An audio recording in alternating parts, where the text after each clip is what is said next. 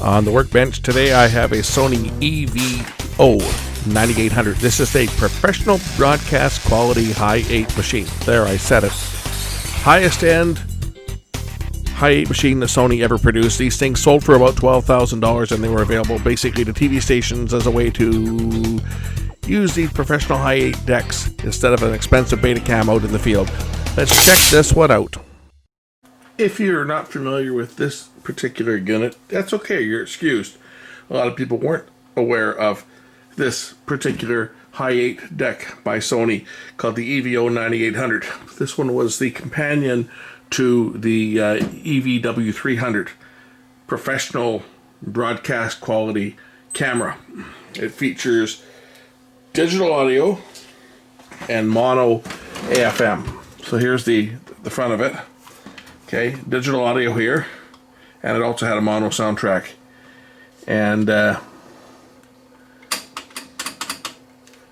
again, this was a broadcast type machine. Like all broadcast equipment, it was designed for ease of service. This is when Sony was trying to make Hi-8 a broadcastable format, and they did with the EVW-300.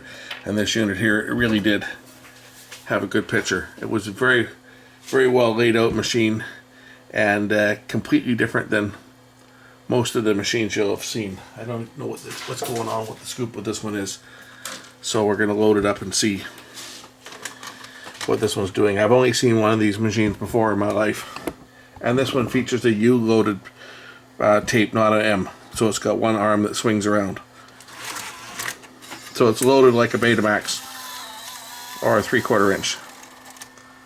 Now the complaint on this one is that it only has audio on one channel. That's what the customer's complaint is, so we're going to see what's causing that problem. And it's playing my tape. I don't know what the problem with this one is. I think they said there was a problem with the sound.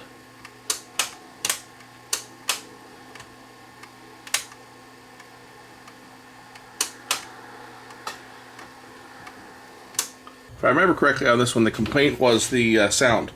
It was only getting sound out of one channel. This unit has XLR connectors, and I don't have XLR inputs to my sound system, nor do I have any XLR to unbalanced adapter, so I'm going to plug into the headphone plug on the front. And we'll see, do I get sound on both channels? Now, this machine is kind of unique. It has... Cool. You can control the unit right here. There's buttons right here as well. Besides on the front, you can control it from there, you see. Same as the button on the front.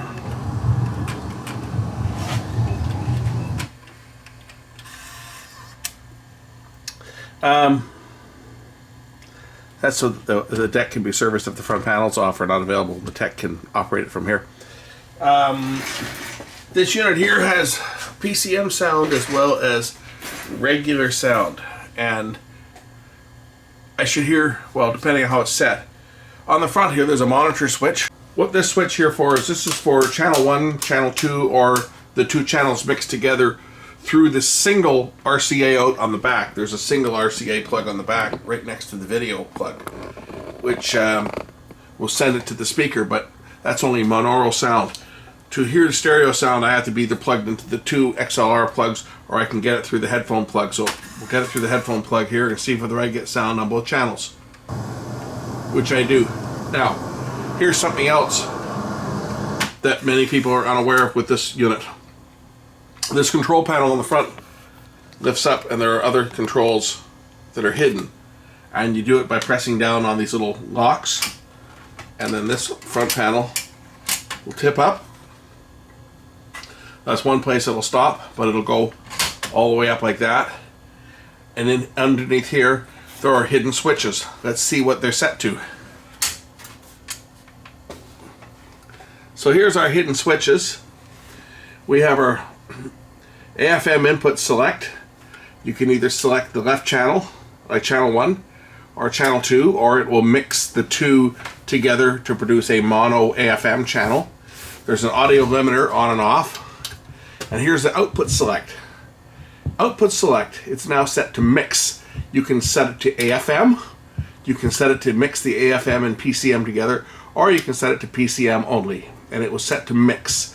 It's got an output here, dub output for either SP decks or conventional for U-matic. That's if you're dubbing to an SP U-matic, you flip it to SP, otherwise you put it in conventional. Digital chroma noise reduction, auto or bypass, and the slow adjustments down here. And those are the controls that are down here. If your time code is drop frame time code, that will actually light up if the time code is drop frame. The EVO-300, you could set it to drop frame or non-drop frame time code.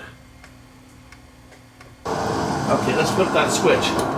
So there's the AFM mono soundtrack coming out of both speakers. And there's the PCM soundtrack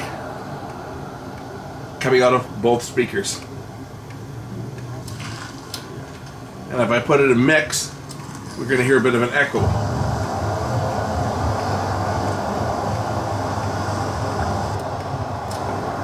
I'm going to go grab my tape that's got PCM dub sound on it. Grab that tape and we'll pop that tape in here.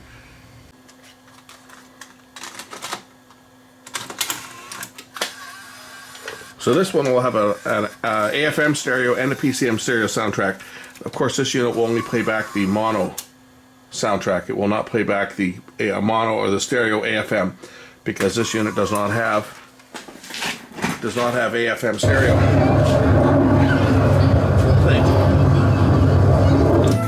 Yeah.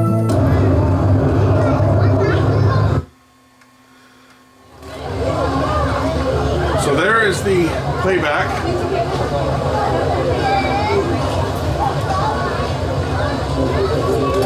Of the mono AFM track. And if I flip the switch here, there's the hi-fi digital track, mono track.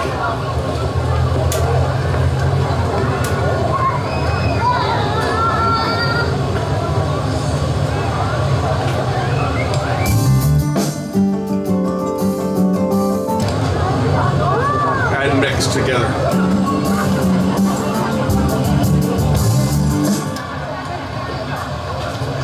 You want to see how bad the dropouts are on a machine like this?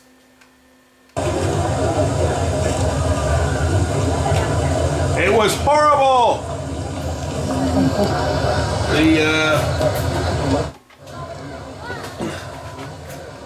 The dropouts on this machine was just horrendous.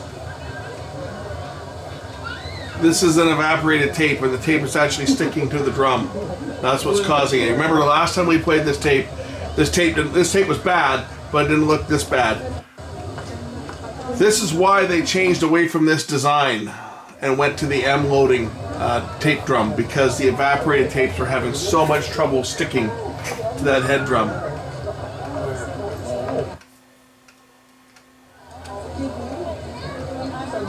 Back to the hi-fi track.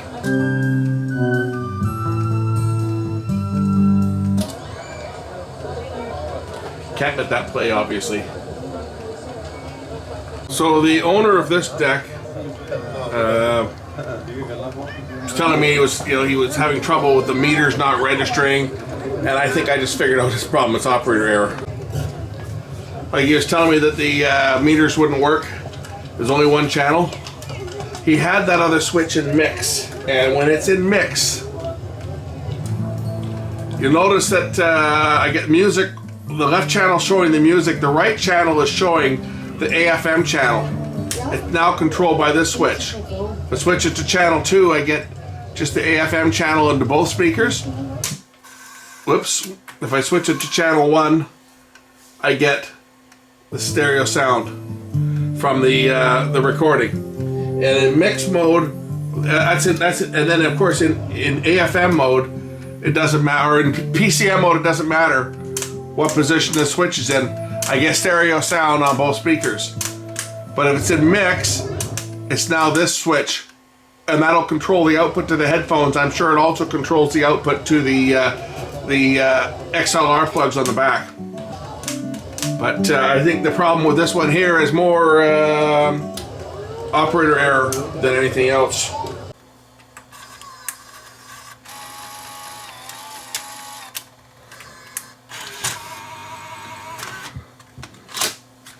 Another problem these machines had is depending on the tapes. Some of the tapes were kind of, they use these little rollers here to kick the tape out. Watch. When you ejected it, some of the tapes were kind of smooth, and the tape would get stuck. Watch.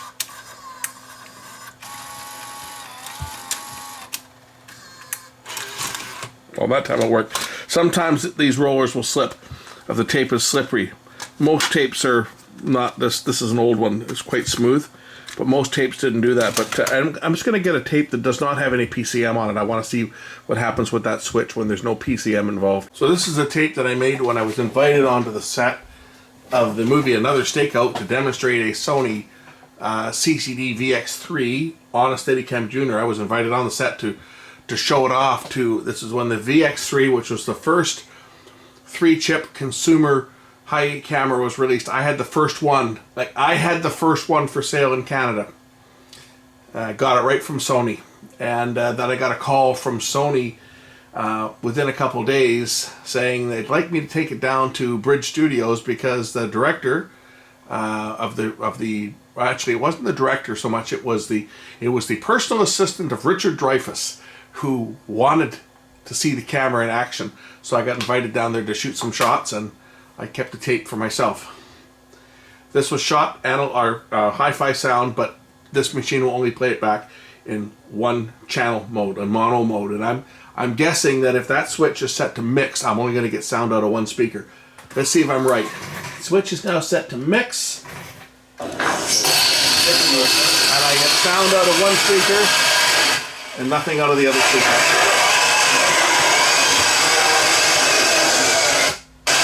And I get deflection on one VU meter only. This video is on my channel if you guys want to see it. Now if I flip that switch down here to normal, operator error. Who do we have on set here? Some actors here, I'm sure.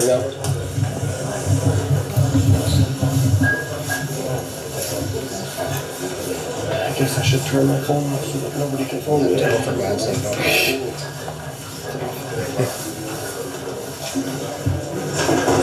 Steadicam Junior.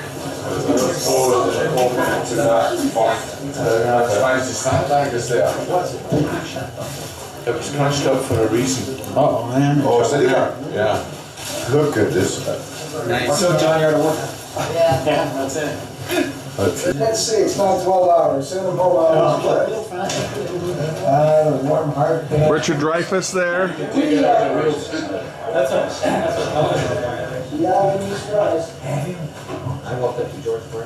So yeah, that's his problem. I think it needs to go up. In mix mode, he's only going to get sound out of one channel when the audio monitor is set to mix. Yes, sir. She's coming right out, boss. I got it. Okay, stand by, please. Rosie, as soon as you're set, we'll rehearse. Is that a new Steadicam? Yeah.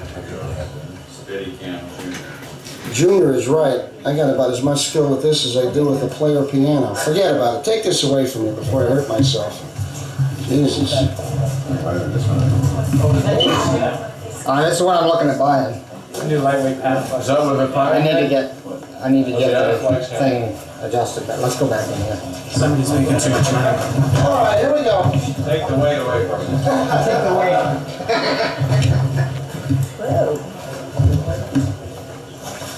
Okay, enough of that. That video is on my channel if you want to see the whole video. This machine here doesn't have a problem. It was operator error. Probably doesn't even know that that switch exists, but it is working as it's supposed to.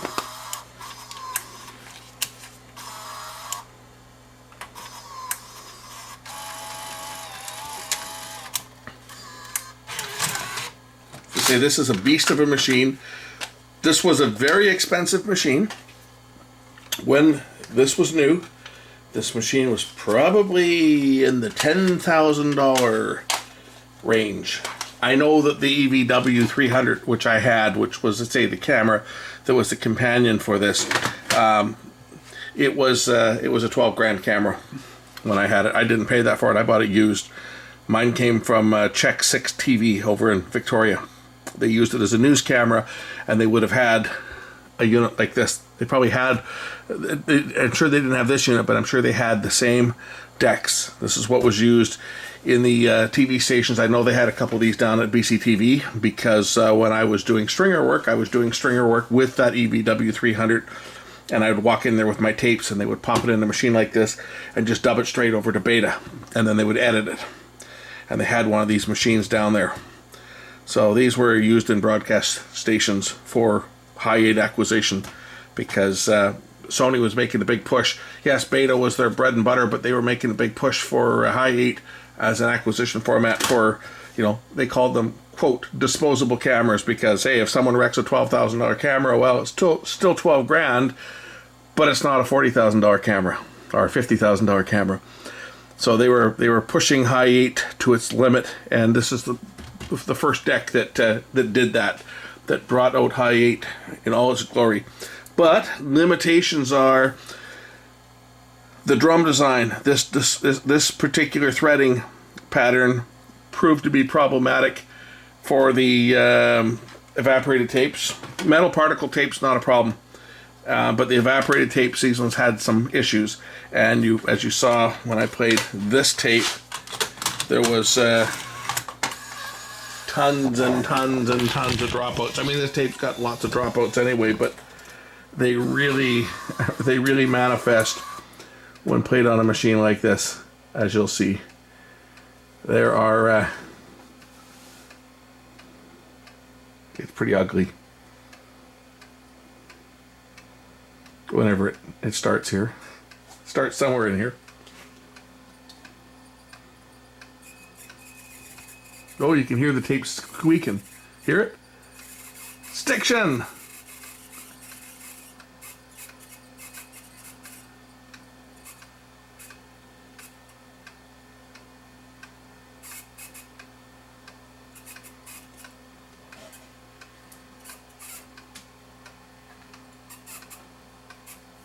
Yeah, that was the problem with this tape.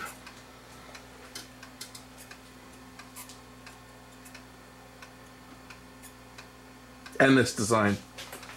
And that, I think, was probably the reason that Sony abandoned this chassis and developed the M loading system. It was just a little gentler on the tape when you had this type of tape. The tension tends to be a little bit higher, just the way that the tape is wrapped.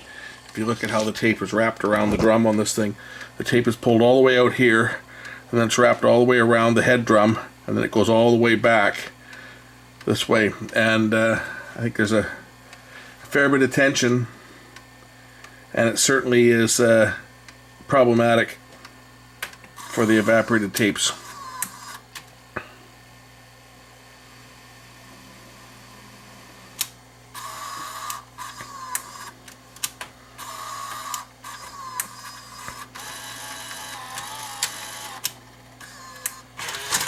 There's something else that you may or may not have noticed. This has got a servo lock, so until it's locked, there's no guarantee that the time-based corrector won't come unlocked.